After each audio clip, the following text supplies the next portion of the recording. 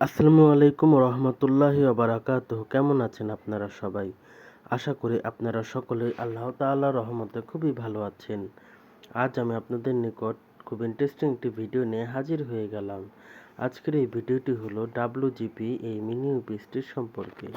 তাহলে চলুন বন্ধুরা, বেশি দেরি না করে আমাদের এই ভিডিওটি শুরু করা যাক। শুরুতেই আমরা আমাদের এই কাঙ্ক্ষিত ইউপিএসটিকে আনবক্সিং করে নিই বন্ধুরা। তাহলে চলুন আমরা এই WGP এই মিনি ইউপিএসটিকে আনবক্সিং করে দেখি এর ভিতরে কি কি রয়েছে। ফ্রেন্ডস, দেখতেই পাচ্ছেন আমরা এই ইউপিএসটিকে আনবক্সিং করছি।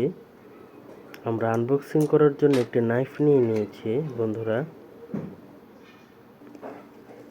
ফ্রেন্ডস, শুরুতেই আমরা প্যাকেটটি খোলার সাথে সাথেই পেয়ে যাচ্ছে আমাদের সেই কাঙ্ক্ষিত ইউপিএসটি, যেটি কিনা একটি পলি দ্বারা প্যাক করা রয়েছে এবং প্যাকেজিংটি আমার কাছে মোটামুটি প্রাইস অনুসারে যথেষ্ট প্রিমিয়াম লিখেছে এবং এর ভিতরে রয়েছে একটি অ্যাক্সেসরি টুল বক্স।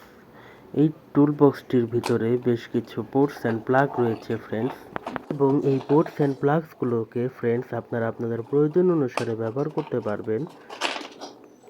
এখানে তিনটি কনভার্টার রয়েছে ছোট ছোট, এবং রয়েছে তিনটি কেবল। এগুলো আপনার ডিভাইসের প্রয়োজন অনুসারে আপনার ব্যবহার করতে পারবেন। আমাদের আজকের এই রিভিউ ইউনিটটি তিনটি ভেরিয়েন্টে পাওয়া যায়। একটি হলো 5-9-12, আর একটি হলো 5-12-12 এবং অপরটি হলো 5-9-9। আমার হাতে থাকা আজকের এই ডিভাইসটি হলো 5-9-12 এই ভেরিয়েন্টের ডিভাইস। ডিভাইসটির সামনে তিনটি পোর্টস রয়েছে, দুটি হলো গোল পিনের এবং একটি হলো আপনার ইউএসবি টাইপ এ পোর্ট। এই তিনটি পোর্টের ভিতরে প্রথমটি হলো 5 ভোল্টের একটি ইউএসবি টাইপ এ পোর্ট, এবং বাকি দুইটির ভিতরে একটি হলো 9 ভোল্ট এবং অপরটি হলো 12 ভোল্টের, এবং এতে একটি চার্জিং ইন্ডিকেটর রয়েছে এবং সবশেষে এতে একটি পাওয়ার কন্ট্রোলিং সুইচ দেওয়া রয়েছে।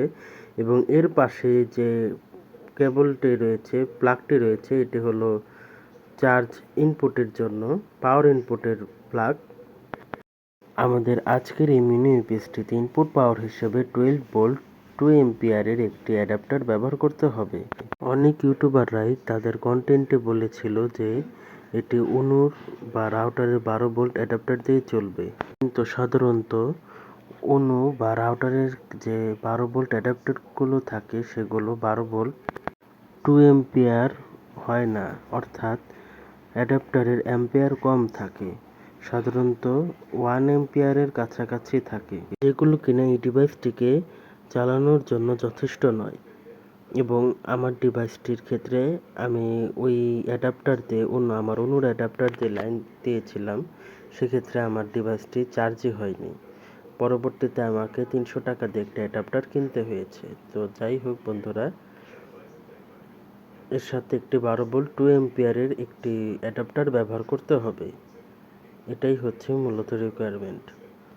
এবং আপনারা আপনাদের প্রয়োজন অনুসারে, আপনাদের ডিভাইসের প্রয়োজন অনুসারে পোর্টস অ্যান্ড প্লাগ কানেক্ট করে আপনারা আপনাদের প্রয়োজন অনুসারে রাউটার এবং অনুকে পাওয়ার আপ করে কারেন্ট চলে যাওয়ার পরও আপনারা ইন্টারনেট অ্যাক্সেস করতে পারেন।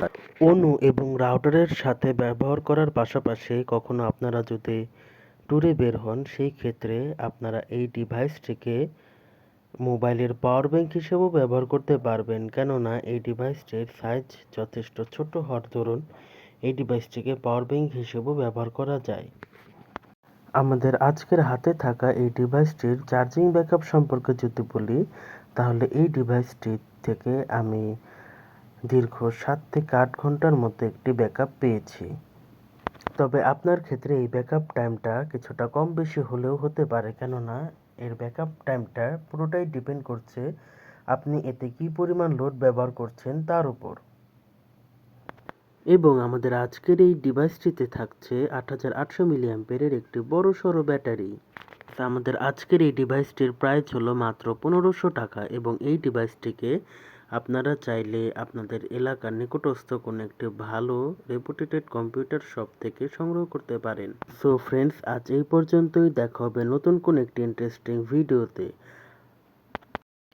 আসসালামু আলাইকুম রহমতুল্লাহি ওবারাকাতুহু।